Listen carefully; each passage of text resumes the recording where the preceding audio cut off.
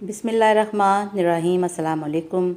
قربانی، مذہبی فریضہ اور سماجی توازن کی ایک اور ضرورت۔ عشرہ ذی الحج اپنے اندر بے شمار رحمتیں اور برکتیں رکھتا ہے۔ 10 ذی الحج کو قربانی اللہ تعالیٰ کے نزدیک سب سے بہترین عمل ہے، جبکہ ذی الحج کے عشرہ اول کے دن اللہ تعالیٰ کو بے حد محبوب ہے۔ خاص طور پر 8 اور 9 ذی الحج کا روزہ بہت پسندیدہ عمل ہے۔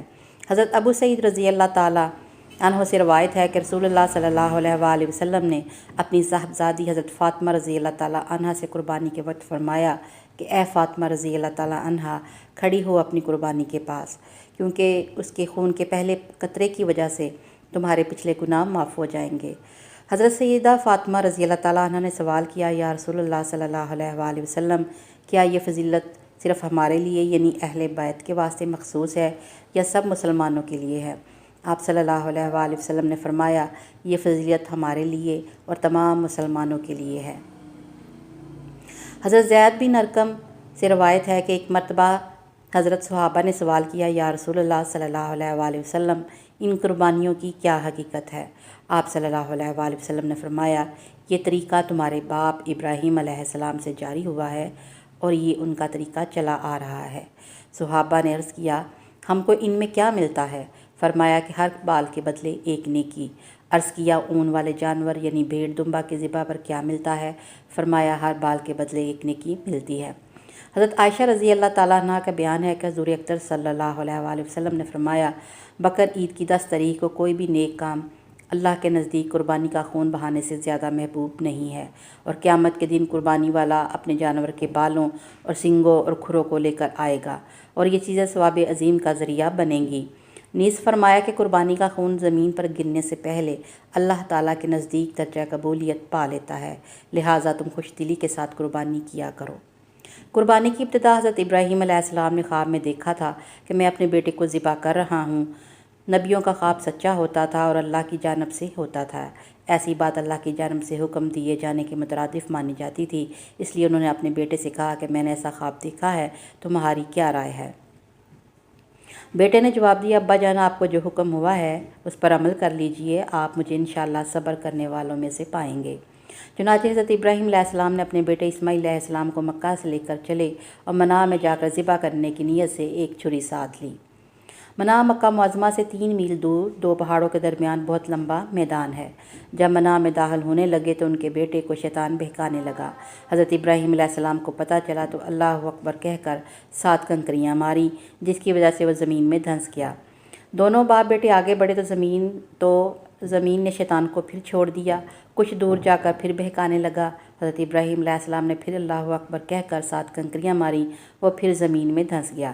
یہ دونوں آگے بڑھے تو پھر زمین نے اس کو چھوڑ دیا اور پھر آ کر ورگلانے لگا۔ حضرت ابراہیم علیہ السلام نے پھر اسے اللہ اکبر کہہ کر 7 کنکریاں ماری، پھر وہ زمین میں دھنس گیا، اور اس کے بعد آگے بڑھ کر حضرت ابراہیم علیہ السلام نے اپنے بیٹے کو پیشانی کے بل لٹا دیا۔ ابھی ذبح کرنے نہ پائے تھے کہ اللہ کی جانب سے ندا آئی۔ پھر اللہ پاک نے ایک مینڈا بھیجا جسے اپنے بیٹے کی جانب سے حضرت ابراہیم علیہ السلام نے ذبح کر دیا۔ ذبح تو کیا مینڈا اور ثواب مل گیا بیٹے کی قربانی کا، کیونکہ دونوں باپ بیٹے اپنے دل و جان سے اس کام کے انجام دینے کو طے کر چکے تھے جس کا اللہ کی جانب سے حکم ہوا تھا۔ باپ نے بیٹے کو پیشانی کے بل لٹا دیا اور بیٹا ذبح ہونے کے لیے بخوبی لیٹ گیا، اپنی جانب سے کوئی کسر نہیں چھوڑی۔ اللہ جل شانہ کے یہاں نیت دیکھی جاتی ہے، اپنی نیت میں یہ دونوں سچے تھے۔ قربانی کی اہمیت کیا ہے؟ چونکہ اصل مقصد خون بہانا ہے، یعنی جان آفرین کے سپرد کرنا ہے، اس لیے قربانی کے ایام میں اگر کوئی شخص قربانی کی قیمت صدقہ دے کر یا اس کی جگہ غلہ یا کپڑا محتاجوں کو دے دے تو اسے حکم کی تعمیل نہ ہوگی اور نہ ترک قربانی کا گناہ ہوگا۔ ہر بال کے بدلے نیکی ملنے کی جو سعادت تھی اس سے محرومی ہوگی۔ ایک حدیث میں ارشاد ہے کہ حضور اکرم صلی اللہ علیہ وآلہ وسلم نے ارشاد فرمایا، جو شخص وسعت ہوتے ہوئے قربانی نہ کرے تو ہماری عیدگاہ میں نہ آئے۔ حضرت عبداللہ بن عمر رضی اللہ تعالیٰ عنہ سے روایت ہے کہ حضور صلی اللہ علیہ وآلہ وسلم نے مدینہ میں 10 سال قیام فرمایا اور ہر سال قربانی فرمائی۔ ان حدیثوں سے قربانی کی بہت زیادہ تاکید معلوم ہوتی ہے۔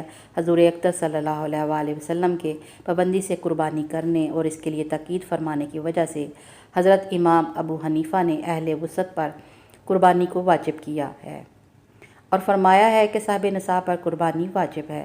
واجب کا ذریعہ فرض کے قریب ہے، بلکہ عمل میں فرض کے برابر ہے۔ قربانی کس پر واجب ہے؟ جس شخص پر زکوٰۃ قرض ہو یا جس کے پاس 52.5 تولے چاندی یا اس کی قیمت ہو یا اتنی قیمت کا مال تجارت یا فاضل سامان پڑا ہو، اس پر قربانی اور صدقہ فطر واجب ہو جاتے ہیں۔ یہ جاننا بھی ضروری ہے کہ جو صاحب نصاب ہو اس پر قربانی واجب ہے۔ فرضیت زکوٰۃ اور وجود قربانی اور صدقہ فطر کے بارے میں ہر ایک کی ملکیت علیحدہ علیحدہ دیکھی جائے گی۔